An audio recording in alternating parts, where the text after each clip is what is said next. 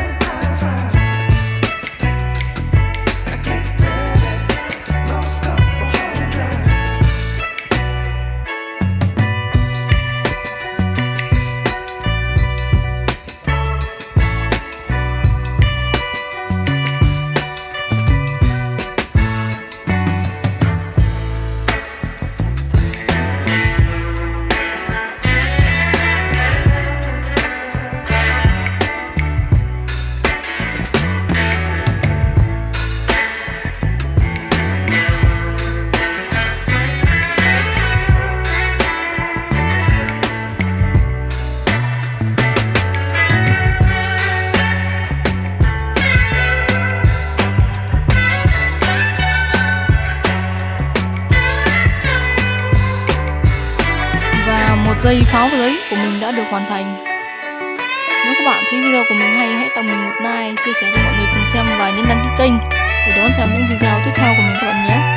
Chúc các bạn sẽ thành công với những dây pháo thật đẹp để trang trí cho ngôi nhà của mình trong ngày Tết thêm màu sắc. Cảm ơn các bạn đã theo dõi video. Hẹn gặp lại các bạn trong những video lần sau. Tạm biệt các bạn.